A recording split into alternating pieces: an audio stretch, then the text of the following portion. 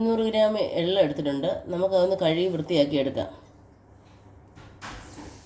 പരുവത്തിന് വെള്ളം ഒഴിച്ച് നമുക്ക് കഴുകാം.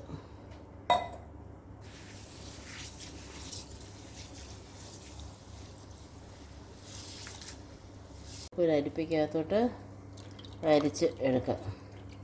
അഴുക്കുണ്ടോ? നമ്മളത് 2 വെള്ളത്തിൽ കഴുകി നമ്മൾ വെള്ളം തോരാനായിട്ട് ഒരു അരിപ്പയിലാക്കി വെച്ചിട്ടുണ്ട്.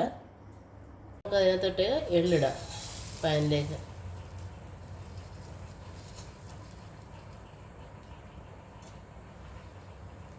ചെറിയ ഫ്ലെയിമിൽ നമ്മൾ ആ എള്ളൊന്ന് മൂപ്പിച്ചെടുക്കാം. നമ്മളിത് 200 ഗ്രാം എള്ളാണ് എടുത്തിരിക്കുന്നത്. ഇതിൻ്റെ മൂപ്പെന്ന് പറഞ്ഞാൽ ആദ്യം ക്രിസ്പി ആവരുത്. ഒരു ക്രിസ്പി ആയി കഴിയുമ്പോൾ ഇതങ്ങ് എടുക്കണം. ഒത്തിരി മൂത്ത് പോകാനും പാടില്ല. നമുക്കിത് ഇളക്കുമ്പോൾ ഒരു കിലുക്കം കേൾക്കാം.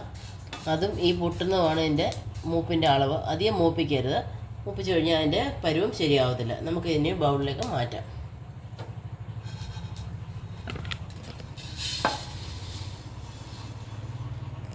നമുക്ക് ആ പാനിൽ തന്നെ ഒരു 60 ml തേങ്ങയോടെ നമുക്ക് മൂപ്പിച്ചെടുക്കാം.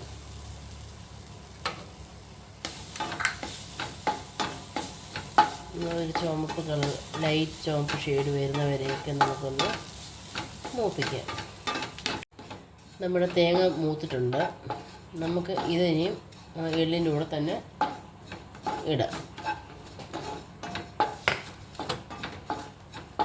ഇനി അതിലോട്ട് തട്ടാം.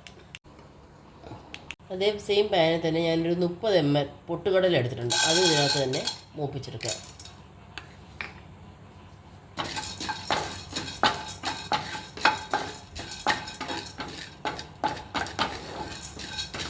നമ്മുടെ പൊട്ടുകടല മൂത്തിട്ടുണ്ട്. അതുകൂടെ നമുക്ക് എള്ളിൻ്റെയും തേങ്ങയുടെയും കൂടെ ഇടാം. നമുക്ക് ആ പാനിലേക്ക് കുറച്ച് നെയ്യിടാം.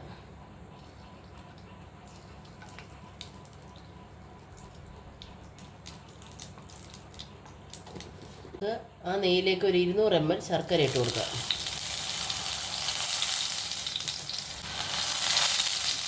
നല്ലവണ്ണം ഒന്ന് ഇളക്കി ചേർക്കാം. നമ്മൾ ആ കപ്പലണ്ടി മുട്ടായിക്കൊക്കെ ചെയ്തതുപോലെ തന്നെ ഇനി ഒന്നൊന്ന് കാവാക്കി എടുക്കണം.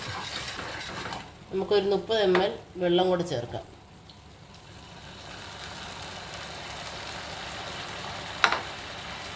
നല്ലവണ്ണം ഇളക്കി പിടിക്കുക.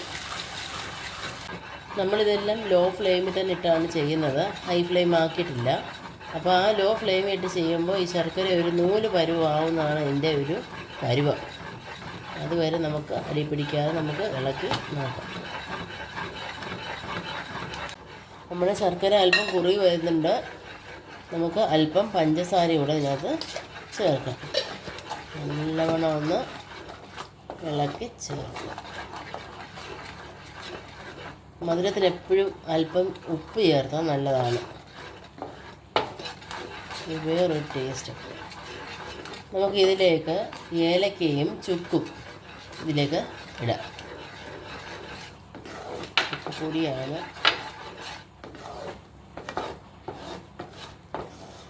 ശർക്കരയുടെ കൂടെ ഏലക്കയും ചുക്കും നല്ല ടേസ്റ്റാണ്. അപ്പം നമ്മുടെ ശർക്കര പരുവായോണെന്നറിയാം. എന്നാണ്ട് ഇത് ഈ വെള്ളത്തിലേക്കൊന്ന് ഇട്ട് നോക്കി ഇതിനെ നമ്മളൊന്ന് ഗോൾ പരുവാക്കുമ്പോൾ അത് ഉരുണ്ടാൽ അത് പരുവാണ് ആയി. കണ്ടില്ലേ? നമുക്കിതിലേക്ക് നെയ്യോടെ ചേർക്കാം.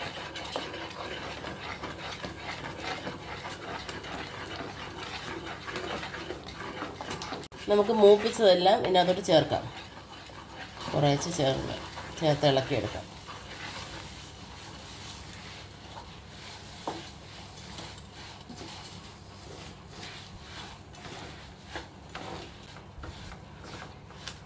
നമ്മൾ ഫ്ലെയിം ഓഫ് ചെയ്തിട്ടുണ്ട്. ഇതൊരു ഇളം ചൂട് പരുവത്തിൽ നമ്മളിത് ഉരുട്ടി ഇനി എടുക്കണം. ഈ ചൂടത്ത് നമുക്ക് കൈവയ്ക്കാനൊക്കത്തില്ല. ഇതൊന്ന് അല്പം തണുക്കണം. നമുക്ക് നമ്മൾ അനുസരിച്ച് എത്ര അളവെന്നനുസരിച്ച് ചെറിയ ഉരുളയാണെങ്കിൽ ചെറിയ ഉരുള, വലിയ ഉരുളയാണെങ്കിൽ വലിയ ഉരുള നമുക്കങ്ങനെ എടുക്കാം. നമുക്ക് അതൊരു ബൗളിലോട്ട് മാറ്റാം.